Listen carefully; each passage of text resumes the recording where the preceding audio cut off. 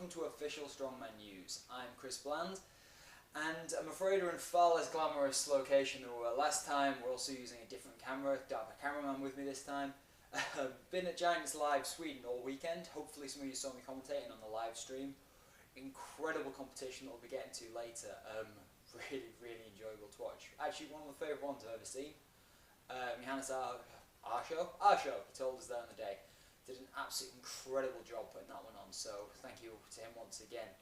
These last 7 days have actually been action-packed for Strongman. It's been a crazy little time.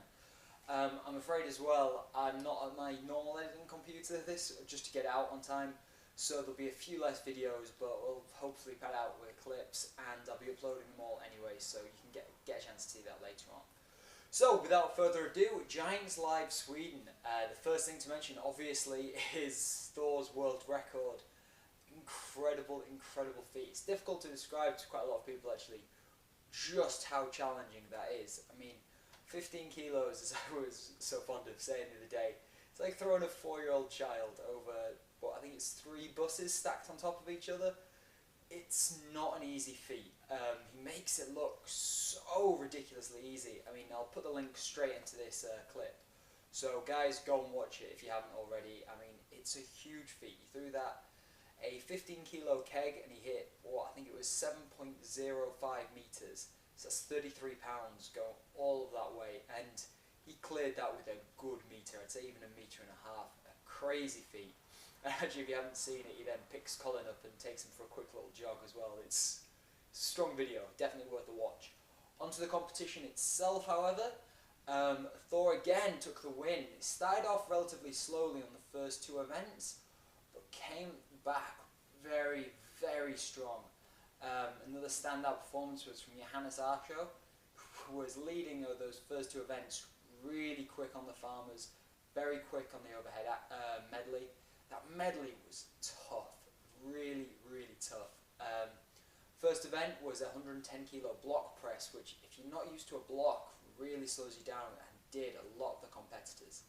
Next up was a 140 kilo barbell press, and these guys were barely even push pressing it. It was just like, oh, crazy strength. Anyway, next up was a 162 kilo axle, fat bar, Hummer wheels on it, no rotation, real tough event, and that slowed down most of them. I think only 3 people actually got past all of that. And for those that did, there was a 175 kilo log to tackle. We were saying about this during the live stream. That's the same weight as, I think it's the 1980 world record. It's phenomenal how much this sport has come on, and I mean, these guys really showed that with both Johannes and Thor pressing that out, no bother at all. What else? Oh, so obviously we moved on from there. Car deadlift. Thor took the lead over both Johannes and Mark Felix, king of the car deadlift. Thor got 7. Those 2 guys were on 6. The other guy actually that really stood out in the competition was a guy called Jonny Hansen, young Swedish guy that's relatively new to the sport. This is his first year competing, and he took 4th place just behind Mark. But really strong. He flew through the stones. Flew through the kegs, sorry. It was only him, Thor and Johannes cleared all 3 kegs. Yeah, definitely one to watch out for in the future, and while he didn't qualify for World's Strongest Man at this one, I'm sure it won't be long before we see him there. Other notable bit of news from that competition was Adam Bishop cracked his head open. Well, no, huge overstatement. He got a cut on his head, was doing the he's doing the wheelbarrow carry with the skip, which was a fantastic event. One of the sponsors was Suez Waste Removal, I think they're called, and so they provided us with a skip and wheelie bins that the athletes had to load the wheelie bin and 2 more sandbags into this skip and then sort of wheelie, what's the word I'm looking for, wheelbarrow this giant skip forwards. Sadly, Adam Bishop tore the calluses off his hand, looked down to see what happened, and the skip came back and cracked him on the head. He was alright and was able to continue the rest of the competition, but I'm sure there's a picture of him somewhere walking off his t-shirt holding blood streaming down his face. We got him checked, he was absolutely fine, but just sort of goes to show just how tough these guys are really. He just wasn't fazed in the slightest. This weekend there was another big Strongman event going down.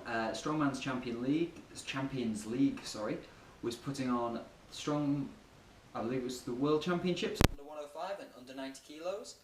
We saw a lot of the guys that we saw dominate at Europe's when we were live streaming that back in Ireland a few months ago. Dominate again here. Ben Kelsey, our joint winner from that competition in the under 105 class, won again. Second to him was Vladimir Reshka, and I probably butchered that, so I apologise. And Jorgen Auckland, who again competed but finished much further down the tables and come on a long, long way since then. I think he just had a bad competition actually in Ireland. Very, very strong competitor. In that, we actually saw a hell of a lot of 180 kilo axles going up. I think there was 3 of them. And Marcin Sendwicki, a guy that again competed at Europe's, got a 185 kilo above his head. Looks like it's locked out, and he lets it go behind his head, which apparently wasn't allowed in the competition, so got his lift disqualified. But hopefully a lot of those guys, they've all got profiles on the official Strongman, so hopefully that'll be up soon. More news from that competition actually was the under 90 kilos. We saw another one of the guys that did exceptionally well at Europe's. Top 3 finisher Rob Ward came second there. There was Zach McCarley, came third, at Worlds, with Zach McCarley taking the win and also hitting what class as an unprecedented axle lift for an under 90 kilos guy. I think it was 165 kilos? 165 kilos at under 90 kilos he pressed. Phenomenal lift and great athlete, kudos to him. And in second place there is Tim Ennison.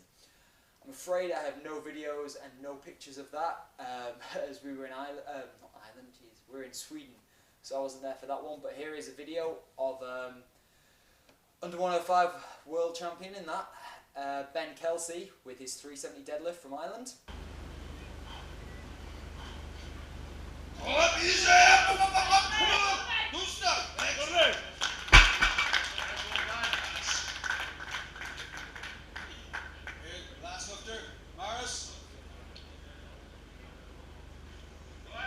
Competition that took place last weekend was, I think it was called Static Monsters, another competition based in Ireland. It was just a push pull, but it was live streamed.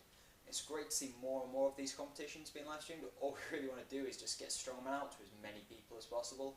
So any guys that are doing that, they even have a great article actually that I'll link up on how to live stream your own event. So really guys, give it a check, give it a watch, and read the article, get it out there. If you're putting on a competition, I definitely recommend doing it. There's a guy, and I'm sure I just keep butchering names all day on this show, but Colin Wolf, he took the win over former World's Strongest Man competitor Eben LaRue. Wolf got a 160 log, and it was a deadlift from just below knees on sort of like the wheels that I'm sure you've seen in a lot of strongman competitions, similar to like an Apollon's axle style setup. And he hit a 400 kilo deadlift on that. Really great athlete, definitely one to watch.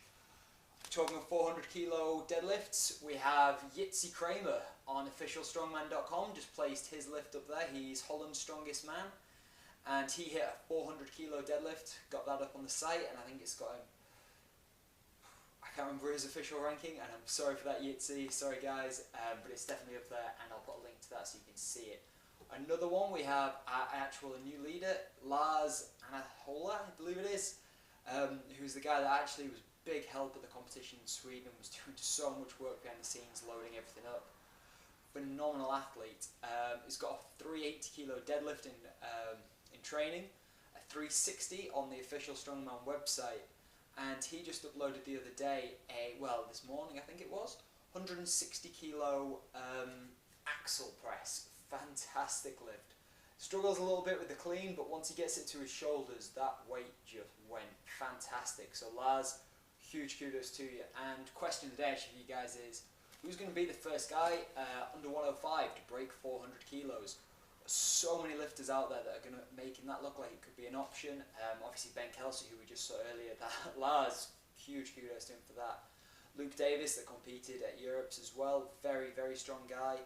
And Maurice Rosenthal's, huge deadlifter. So fascinating to see. I genuinely think it could happen very, very soon, but just more of a case of who's it going to be. And last but not, first off as well, return of Lalas.